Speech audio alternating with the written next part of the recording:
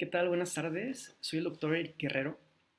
Y bueno, es un placer estar con ustedes compartiendo este tema relacionado al área de urgencias, un tema importante, un tema novedoso que no es muy usual que se trate en algunas ponencias, que es la atención paliativa en el área de urgencias, justamente. Mm, Me presento rápidamente, yo soy el doctor Eric Guerrero, yo soy médico urgenciólogo avalado por la Universidad de Monterrey.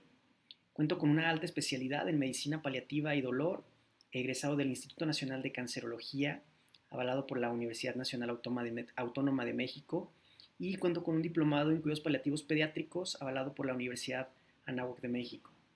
Y cabe señalar nuevamente que es un placer estar aquí porque en algún momento, ya hace algunos ayeres, fui médico interno de pregrado del Hospital General de Acámbaro, entonces es un placer estar ahora como médico adscrito a estas áreas y poder compartir un poquito sobre lo que es esta área de los cuidados paliativos. Entonces, vamos a iniciar y, pues bueno, una parte importante y algo que nos encontramos muy común los médicos de urgencias es qué hacer cuando yo ya no le puedo ofrecer algo curativo a mi paciente. Muchas veces entramos en shock de ya no saber qué hacer. Entramos en este paradigma, en este dilema de le sigo dando más tratamientos, ya no, ¿qué hago? Si ya no le doy tratamientos, lo voy a dejar morir. Entramos en este dilema quizá bioético y profesional de qué hacer.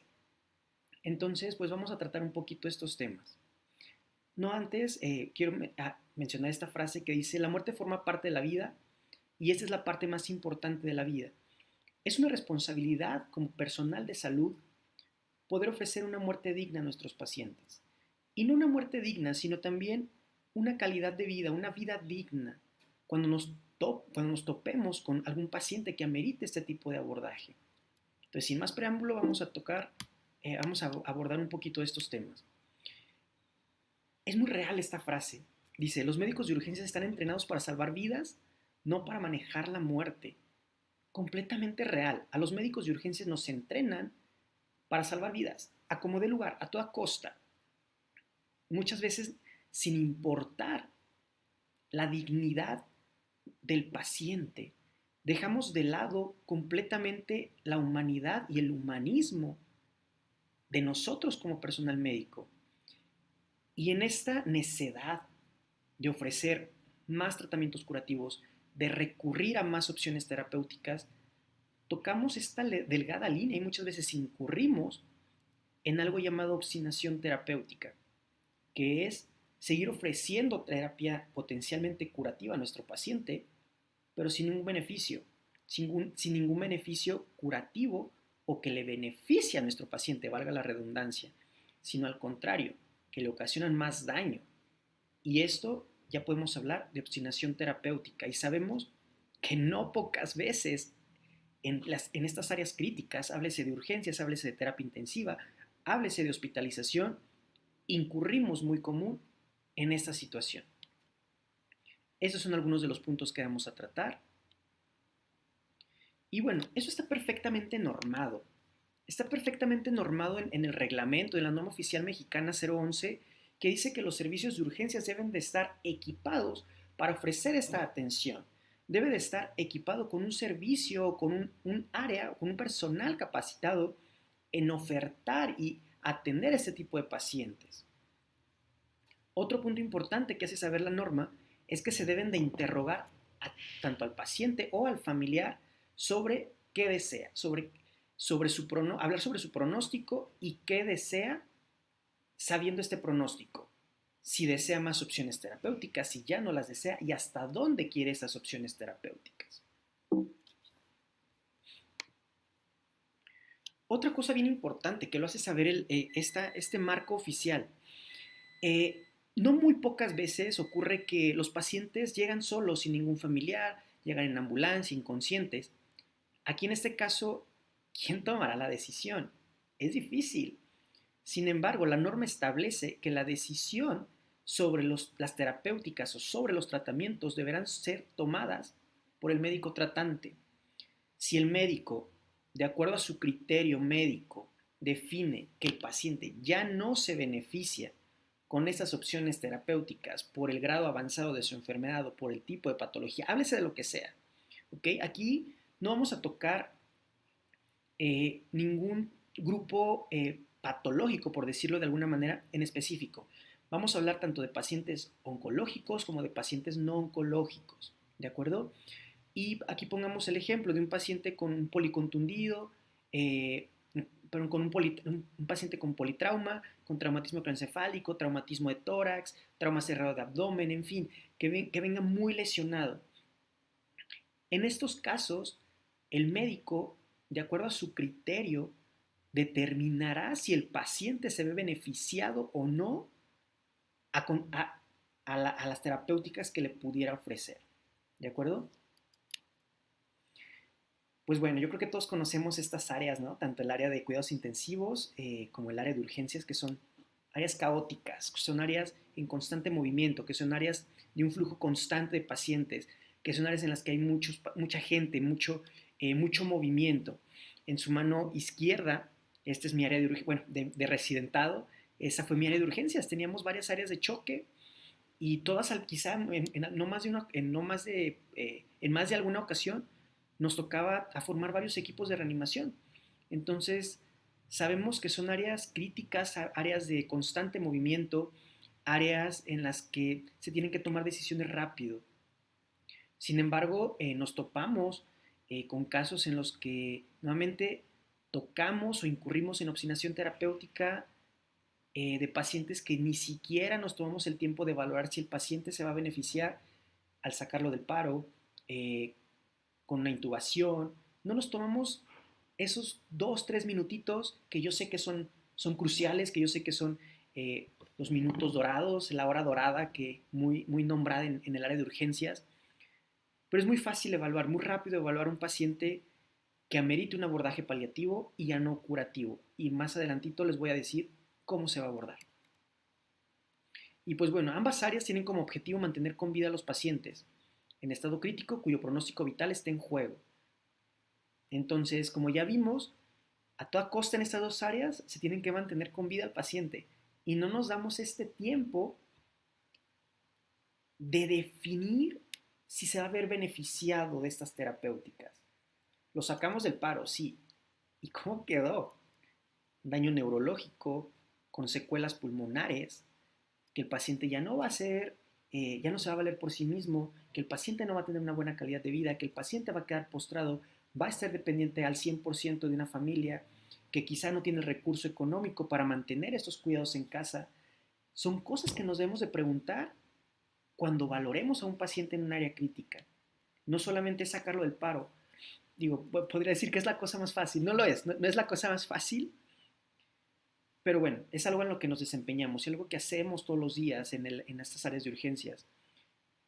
Pero hay que tomar un poquito el tiempo de determinar si realmente le estoy beneficiando a mi paciente al sacarlo de un paro, por ejemplo. Como quizá podríamos pensar que la medicina de urgencias y la medicina paliativa son puntos completamente distantes, ¿no? Pero no, son áreas, mm, son dos programas, no sé cómo nombrarlo, pues sí, dos especialidades que se benefician mutuamente, que se apoyan mutuamente. En el caso de la medicina de urgencias y la medicina paliativa, la función o el apoyo que se da una con otra es justo esto, de determinar si un paciente aún es viable, si se beneficia con estas terapéuticas y en caso de que no, también poderle ofrecer algo más, de no quedarnos en este límite de solamente ofrecer terapias curativas, sino algo más, ofrecer una buena muerte, una muerte digna, control de síntomas para un egreso a domicilio, para un fallecimiento en domicilio, en fin, se complementan perfectamente. Esta es una película que en lo personal me gusta mucho, que es del cine de oro mexicano, que es Macario. Y les puedo decir que esa es la manera en la que yo visualizo un médico de urgencias con conocimiento en cuidados paliativos. El médico de urgencias con conocimientos quizá básicos o que tenga la noción de cuidados paliativos puede atender a un paciente en las dos aristas de la vida, tanto la vida como la muerte. ¿Qué quiere decir? Que el médico de urgencias está entrenado para salvar vidas, sí, Sin embargo, si sabemos determinar cuando ya no se beneficia de esta situación, podemos ofrecer también una muerte digna. Entonces, podemos decir que somos como la vida y la muerte, podemos abordar ambas perspectivas, somos como el alfa y el omega, ¿no? El inicio y el fin, podemos atender estas dos aristas de la vida y es algo muy padre, es algo que se complementa muy padre. Es una película también muy representativa y aquí les quiero hacer algunas preguntas sobre esto. Eh, Como mencioné, la muerte es algo que todos tenemos seguros, incluso nuestros pacientes. Sin embargo, una pregunta importante, y yo siempre les digo, para atender bien a un paciente tenemos que ser empáticos. ¿Cómo? No voy a hacerle algo que a mí no me gustaría que me hicieran.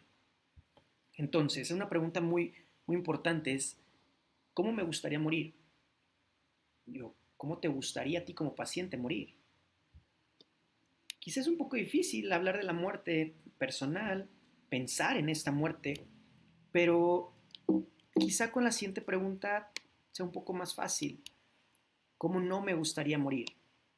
Quizás es más fácil. No me gustaría morir solo, no me gustaría morir con dolor, no me gustaría morir ahogado, no me gustaría morir en un hospital, ¿sabes? Entonces, es un poco más fácil determinar. Y nuevamente, con esas preguntas a lo que voy es al ser empático con tus pacientes. Pero la pregunta más importante, ¿cómo me gustaría vivir hasta morir? Y esto es, ¿cómo les gustaría que sus pacientes vivieran hasta el momento de su final de vida? Es nuevamente siendo empáticos. Siempre les digo, la muerte es un ratito, nos morimos nada más una vez. Nos morimos un ratito nada más. Hasta ese momento, todo lo demás es vida. Hasta que llegue el momento de la muerte, todo lo demás es vida. ¿Cómo nos gustaría a nosotros, cómo nos gustaría que nuestros pacientes vivieran hasta que llegara este punto del fin de vida? Ok, vamos a entrar en tema. ¿Cuál es la importancia de los cuidados paliativos en el área de urgencias? Hay artículos y estadísticas que dicen que 90 días previos a morir, ¿qué hacen los pacientes? Los pacientes acuden al área de urgencias. ¿Por qué? Porque, bueno, la gran mayoría, más del 50%, son adultos mayores. 47% del total de las consultas acuden en múltiples ocasiones. ¿Por qué? Por descontrol de síntomas. Entonces, si se contara con un servicio adecuado de cuidados paliativos, esta tasa de reingresos o de ingresos disminuiría notablemente. Más del 60% de los casos se deben a malignidad. Bueno, esto es un poco variable, ¿no? Dependiendo de la población que se vea. Quizá en nuestro Hospital General de Acámbaro no es tan común los pacientes oncológicos, quizá en otros hospitales sea un poquito más común. Eso sí es un poquito variable, ¿no? Y bueno, aquí les muestro, de acuerdo a las estadísticas, cuáles son los síntomas por los que más ocurren los pacientes. Estos son síntomas por los que en algún momento va a acudir el paciente. Y vean, el principal síntoma, de acuerdo a este artículo, es la disnea, seguida del dolor. Entonces, bueno, también puede ser un poco variable de acuerdo a las patologías más comunes. ¿Cuál es la realidad? Okay. La realidad es que los pacientes ven al servicio de urgencias como una red de apoyo. Si me siento mal, pues tengo urgencias, corro de volada. Entonces, y más los pacientes que presentan una enfermedad grave que limite su vida, pues van a ver así al servicio de urgencias, quizá ya no como como un área prioritaria para ciertas enfermedades, sino como una red de seguridad. Si yo me siento mal, tengo urgencias y voy. Y es cuando caemos en que llegan pacientes a las 2, 3 de la mañana porque tienen dolor y un dolor leve, moderado, de 3 días, 4 días de evolución, que dices, oye, pues lo pudiste haber atendido en la mañana. Sí, pero nuevamente lo ven como esta red de seguridad. Si nosotros damos un abordaje adecuado de control de síntomas y abordaje paliativo, si sabemos que si le informamos al paciente que tiene una enfermedad crónica, terminal, que puede fallecer en su domicilio y, perdón, y dejamos el tratamiento adecuado para este manejo en domicilio, los pacientes no van a ir al hospital, los pacientes van a fallecer en casa, los pacientes van a saber qué utilizar en casa en caso de que tengan algún descontrol sintomático.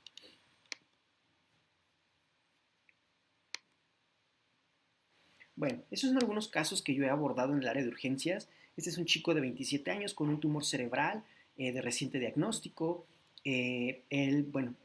Parte de nuestro abordaje de cuidados paliativos es establecer metas terapéuticas de qué quiero yo como paciente llegado un momento crítico de la enfermedad. ¿Qué quiero yo que me hagan? ¿Qué quiero yo de tratamientos? ¿Qué no quiero? Entonces, aquí utilizamos unas tarjetas que se llaman tarjetas de Go Wish, que que elaboran o que presentan múltiples necesidades desde el aspecto espiritual, farmacológico, médico, en fin, de varias áreas psicológicas, emocionales, que el paciente puede elegir y en base a las necesidades nosotros hacemos el abordaje del paciente. Si son necesidades físicas, es que yo tengo miedo de morir con dolor, perfecto, esta parte te la podemos cubrir. Yo no quiero morir solo, perfecto. De acuerdo a las necesidades, podemos darle el apoyo al paciente. Bueno, ¿en qué momento se deben de incluir los cuidados paliativos en la atención médica? Veamos, tenemos en el primer peldaño que primero es la terapia preventiva, todas las unidades de medicina familiar, en los centros de salud, que hacen campañas de prevención. Pero bueno, tenemos que el paciente ya no previno, ya se enfermó. Hablemos de diabetes, hablemos de hipertensión, hablemos de cáncer, hablemos de cualquier patología. ¿Okay? El paciente ya enfermó. Sabemos que estas patologías van a avanzar, se van a cronificar y van a tener secuelas y complicaciones para los pacientes. Entonces, desde este momento, sabemos que si bien el paciente en este momento quizá no tenga síntomas, quizá no tenga alguna necesidad farmacológica, la va a tener en algún momento de su patología. Desde ese momento del diagnóstico, el paciente es candidato a una atención paliativa. Y nuevamente, háblese de patologías oncológicas y no oncológicas, ¿de acuerdo?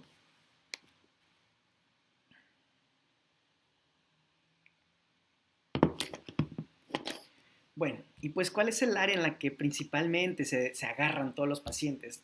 Yo siempre les digo, el área de urgencias es la cara de cualquier hospital.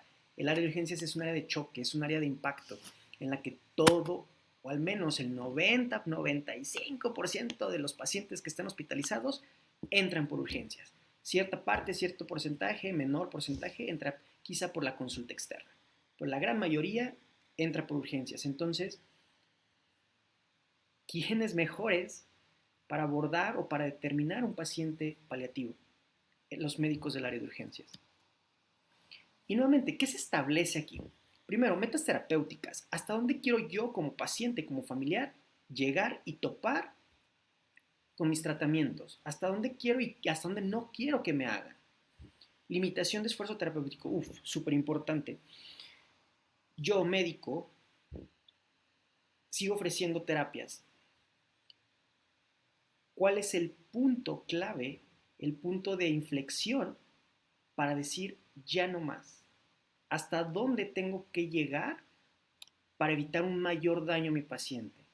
Esas son las limitaciones de esfuerzo terapéutico. Dejar de hacer más para ofrecer solamente medidas de confort. ¿Para qué? Justamente para evitar una obstinación terapéutica, evitar hacerle daño a mi paciente.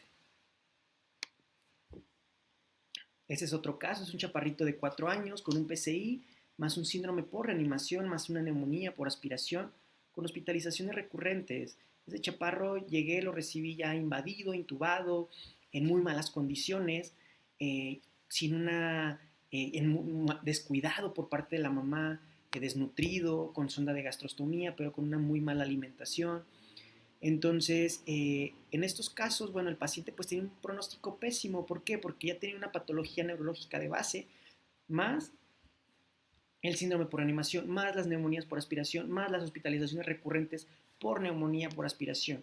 En este caso, lo que optamos por hacer fue una limitación de esfuerzo terapéutico, ofrecer medidas de confort, ofrecer control de síntomas y un fallecimiento hospitalario. En este caso hicimos una sedación terminal para que el chaparrito falleciera de forma tranquila, de forma digna, y pues bueno, se le dio culminación al caso. Pues bueno, la obstinación terapéutica, como ya mencionamos en las diapositivas pasadas, es hacer más tratamientos, ofrecer más tratamientos, más terapéuticas que no tienen un fin, que no tienen un beneficio para el paciente y que al contrario le ocasionan más daño. Todo enfocado en qué o cómo es este abordaje, simplemente teniendo empatía, siendo empático con el paciente, siendo empático con la familia. ¿Qué me gustaría que me hicieran a mí? Yo lo voy a hacer con el paciente. ¿Qué no me gustaría que me hicieran a mí? No lo voy a hacer con el paciente. Eso es empatía. Pero ¿cómo puedo detectar a un paciente candidato a cuidados paliativos? Como les mencionaba, urgencias es un servicio muy dinámico, que está en constante flujo de pacientes, que tenemos que tomar decisiones rápido. Sin embargo, hay dos valoraciones muy fáciles, dos escalas muy fáciles, que es la valoración de NECPAL y los criterios de Menten. La valoración de NECPAL es para determinar qué paciente es candidato a cuidados paliativos y los criterios de Menten para determinar un paciente en agonía. Bueno, esos son los criterios de Menten, la evaluación de NECPAL, perdón. En esta son una serie de puntos que los valoramos muy fáciles. Tenemos que tener una primera pregunta negativa. ¿Me sorprendería si esta persona muriese a lo largo del siguiente año? Si mi respuesta es no, no me sorprendería. ¿Por qué? Porque tiene una enfermedad de base, una enfermedad oncológica metastásica, o tiene una neumopatía crónica ya con mucho daño pulmonar, o tiene daño neurológico. No me sorprendería que falleciera en este año. Ok, tenemos esta primera pregunta negativa. Podemos continuar con las demás. Cualquiera de los siguientes puntos que les resulte positivo, el paciente es candidato a atención paliativa. Y vean, un punto importante, uso de recursos, más de 2 ingresos urgentes en un centro hospitalario en el último año. Tenemos pacientes postrados, pacientes con secuelas neurológicas, con secuelas de muchas patologías que tienen múltiples hospitalizaciones.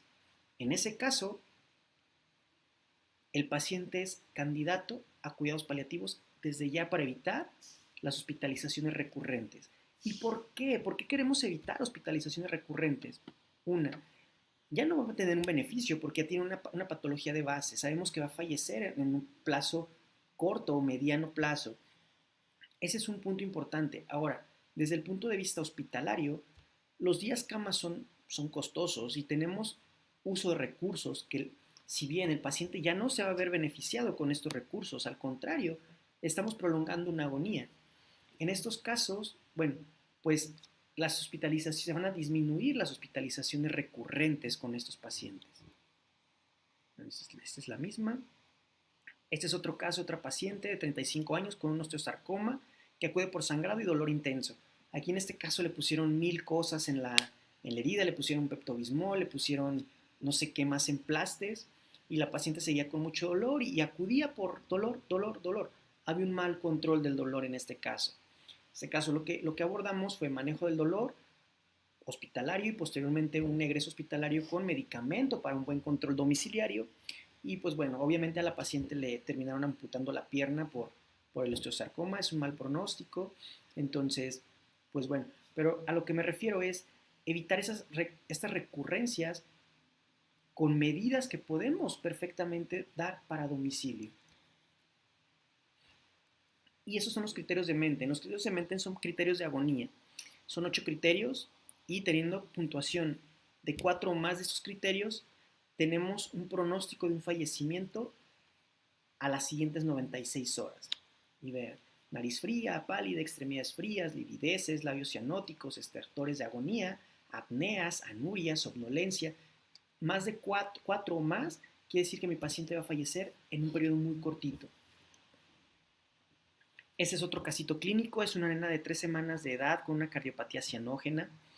Este caso también fue bastante complejo porque la nena ameritaba un abordaje cardiológico, pero no era posible un traslado por las condiciones en las que se encontraba. Como pueden ver, recibo a la nena multiinvadida, con catéteres, sondas, intubada, en fin, en muy mal estado. Ya la nena se veía marmórea, muy mal pronóstico a corto plazo. Fue otro caso que también abordé, que optamos por hacer una sedación terminal y control sintomático. La nena falleció, como pueden ver, en compañía de sus papis, en control de síntomas. Hicimos una sedación terminal para un fallecimiento hospitalario y bueno, se le dio cierre al caso. Esta frase, todos los médicos de urgencias en algún momento la utilizamos, y nuevamente no solo de urgencias, yo creo que de cualquier área. En mi guardia no morirás. En mi guardia no se me muere, yo lo entrego como sea, pero lo entrego. Con aminas al tope, doble, triple apoyo aminérgico, pero lo entrego vivo. ¿Por qué no cambiar esta frase de en mi guardia morirás, tranquilo, sin dolor y rodeado por tus seres queridos? Cambiar un poquito este chip, cambiar un poquito esta perspectiva de que la muerte es algo malo. Veamos a la muerte como un parte de un ciclo, como parte de la vida. Si logramos entender nosotros como médicos que la muerte es parte de la vida, parte de este ciclo, pues nos va a ser más fácil ofrecerles a nuestros pacientes una muerte digna. Este es otro caso clínico, una femenino de 50 años, con un cáncer de mama metastásico, con múltiples cutánides, con muchísimo dolor y mucha disnea por ya invasión de las metástasis a pulmón. Entonces, igual, nuevamente, un control sintomático, valorar si con servicio de oncología si aún es candidato a opciones terapéuticas, y en dado caso de que no, bueno, pues ofrecerle medidas de confort al domicilio, para que tenga una buena calidad de vida. Y de qué, estos son algunos tips o puntos importantes de qué depende que los médicos de urgencias tengan esta sensibilización o esta sensibilidad para la atención de los pacientes paliativos. Primero, todos los médicos, como dije, el área de urgencias es una de impacto, es una de choque. Son el primer puerto de escala para los pacientes que requieren atención paliativa. Es un área importante para determinar y para detectar pacientes paliativos. ¿Qué más se les puede ofrecer? Una atención inmediata de síntomas. Si bien yo no soy paliativista, ok, puedo controlar los síntomas de mi paciente y referirlo a un área especial de atención paliativa.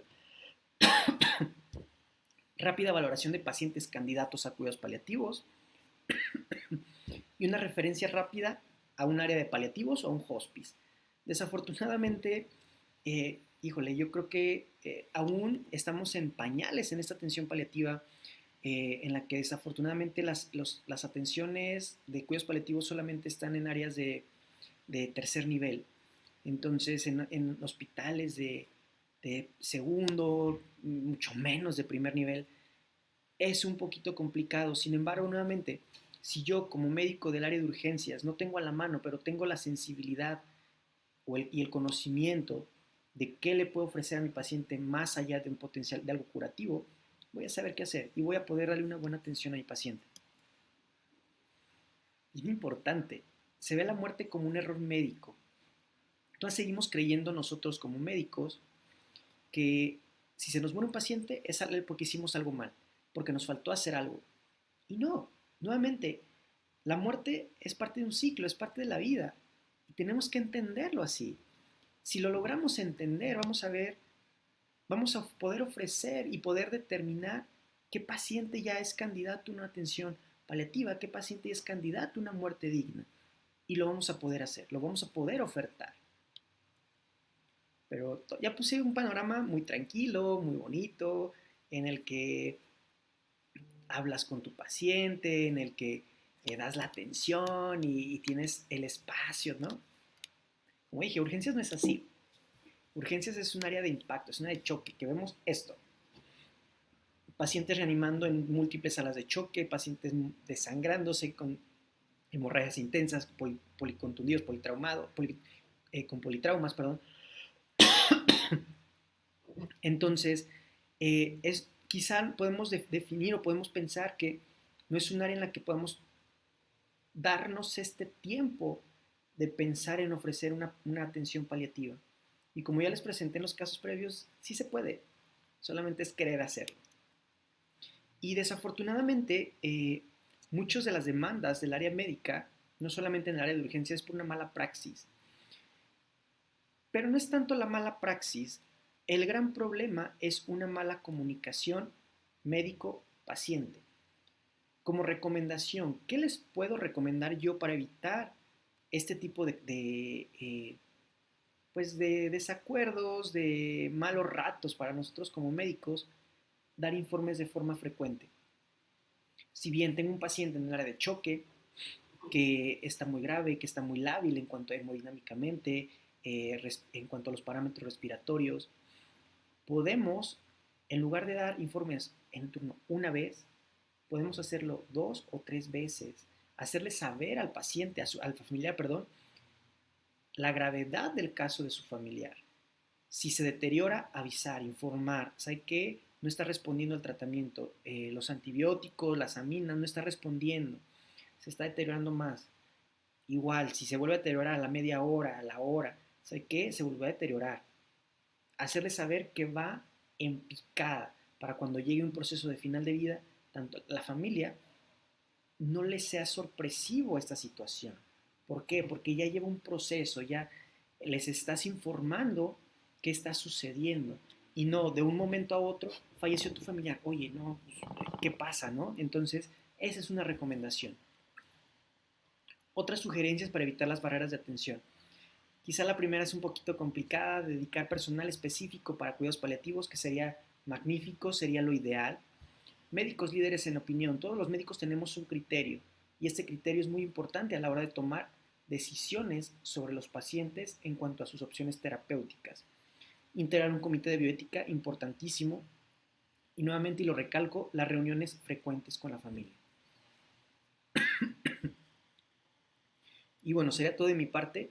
Los dejo con esta frase de Elizabeth Kubler-Ross que dice, si no se tiene una buena vida, incluso en los momentos finales, entonces no se puede tener una buena muerte. Como mencioné, nosotros como personal de la salud tenemos la obligación de ofrecer no solo tratamientos curativos a nuestro paciente, también ofrecer tratamientos en cuanto a calidad de vida, calidad de muerte y una muerte digna.